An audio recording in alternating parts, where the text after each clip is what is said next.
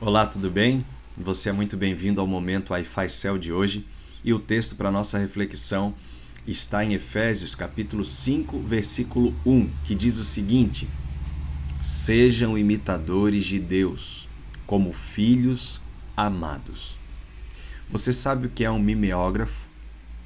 Se você souber, você está revelando um pouco da sua idade. O mimeógrafo, ele nada mais é do que uma máquina copiadora muito usada na década de 80. E essa máquina copiadora era muito usada também nas escolas.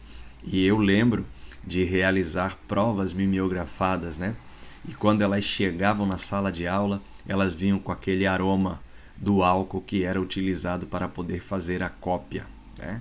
E por que eu estou falando em mimeógrafo com base no texto da nossa reflexão?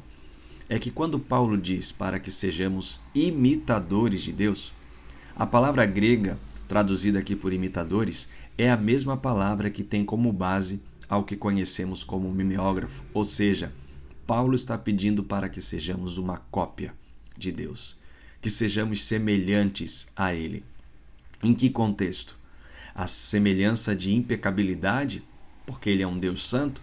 Não, não é nesse sentido, porque todos nós temos o pecado na nossa vida, dentro de uma condição que somos pecadores. Eu costumo dizer que o pecado é uma doença crônica.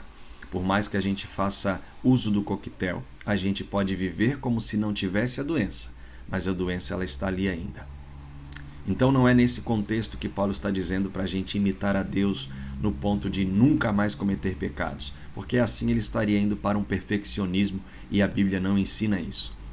Ele está dizendo, sim, por outro lado, de sermos imitadores a Deus em amor, amando o nosso semelhante como Deus nos ama, perdoando o nosso semelhante como Deus nos perdoa. E quando porventura a ira abraçar o nosso coração de alguma injustiça que a gente vê, a gente não deve pecar. A gente não deve fazer justiça com as nossas próprias mãos. Paulo ele diz aqui no final do capítulo 4, ele diz: irai-vos e não pequeis. Não deixe o sol se pôr sobre a sua ira. Em outras palavras, se temos algo a resolver com o nosso semelhante, que resolvamos no dia que surgiu o problema.